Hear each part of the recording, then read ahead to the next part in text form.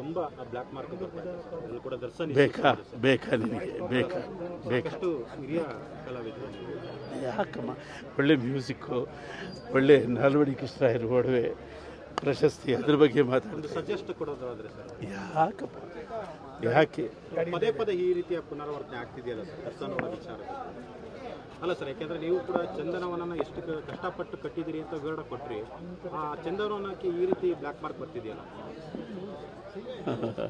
ಸಂಸ್ಕೃತದಲ್ಲಿ ಒಂದು ಒಳ್ಳೆ ಮಾತು, ಅತ್ಯುನ್ನತೆ ಪತನ ಹೇತು.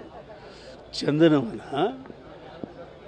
ಎಷ್ಟು ಕೀರ್ತಿಯನ್ನು ಗಳಿಸ್ತು, ಎಷ್ಟು ಪ್ರಶಸ್ತಿಗಳು, ಎಷ್ಟು ರಾಷ್ಟ್ರ ಪ್ರಶಸ್ತಿಗಳು, ಎಷ್ಟು ಗೌರವ, ಎಂತೆಂಥ ಪ್ರತಿಭಾವಂತರಲ್ಲಿ ಹುಟ್ಟಿ ಬೆಳೆದ. ಅಂದರೆ ಆ ಎತ್ತರಕ್ಕೆ ಏರ್ಬಿಡ್ದು.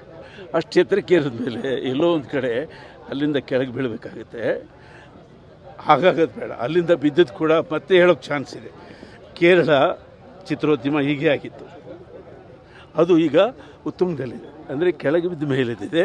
ಚಂದನವನ, ಅದು ಚಂದನವನ ಕಡೆ. ಒಂದು ಮಳೆಗೆ ಮರ ಒಣಗೋದ್ರೇನಂತೆ, ಇನ್ನೊಂದು ಮಳೆಗೆ ಕಾಡು ಬೆಳೆಯುತ್ತೆ. ನಾವು ಒಂದು ಸಣ್ಣದಾಗಿ ಯೋಚನೆ ಮಾಡಬೇಕು. ನಾವು ಕಲಾವಿದರು, ಅದರಲ್ಲೂ ಸಿನಿಮಾ ಕಲಾವಿದರು. ನಾವು ಸಿಟ್ಟು ಇದೆಯಲ್ಲ, ಸಿಟ್ಟು ಅದನ್ನು ಸ್ಕ್ರಿಪ್ಟ್ ಮಾಡೋರು ಅಲ್ವಾ.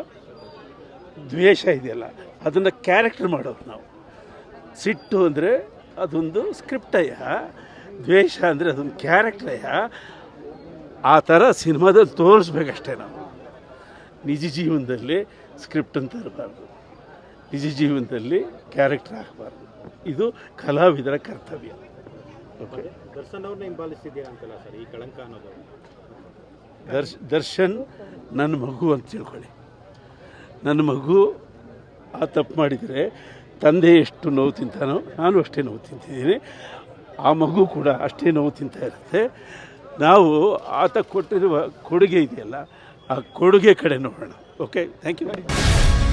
ಗ್ಯಾರಂಟಿ ನ್ಯೂಸ್, ಸುದ್ದಿ ಖಚಿತ, ನ್ಯಾಯ ನಿಶ್ಚಿತ.